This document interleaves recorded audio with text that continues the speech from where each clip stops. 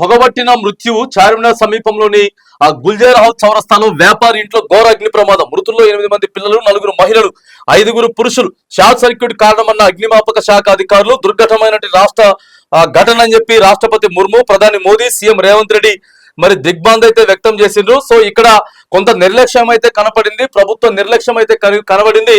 ఇగో నిర్లక్ష్యానికి, ఆ ప్రభుత్వ నిర్లక్ష్యానికి దాదాపుగా 17 మంది ప్రాణం ఖరీదు, 17 ప్రాణాలు అని చెప్పేసి కూడా నిర్లక్ష్యం కనపడ్డది అని చెప్పి చెప్తా ఉన్నారు. మరి ఆ ఫైర్ ఇంజిన్లలో నీళ్లు అయితే లేవట, ఆక్సిజన్ లో అంబులెన్స్ లో ఆక్సిజన్ లేదు. అంబులెన్స్ లపై రేవంత్ రెడ్డి గారు ఫోటో పెట్టిండ్రు కానీ మరి కాంగ్రెస్ ప్రభుత్వం ఏం చేస్తా ఉందని చెప్పి నిన్న ప్రశ్నిస్తా ఉన్నారు. ఎందుకంటే దేశవ్యాప్తంగా కూడా సంచలనమైనటువంటి ఘటన, 17 మంది చనిపోయారు. ఈ ఎండాకాలం షార్ట్ సర్క్యూట్లు అవుతా ఉంటాయి. అవ్వకుంటుండాలంటే ఏం చర్యలు తీసుకోవాలా, ఎట్లా చర్యలు తీసుకోవాలా, మరి అక్కడ మాత్రానికి అధికారుల తప్పిదం అయితే ఉందని చెప్పేసి ఆ చుట్టుపక్కల ప్రాంతాల ప్రజలు అయితే చెప్తా ఉన్నారు. మరి ప్రభుత్వం కూడా ఆదేశించింది, మరి ఎట్లా జరిగింది, ఏం జరిగింది అని చెప్పి దర్యాప్తుకు అయితే ఆదేశించింది.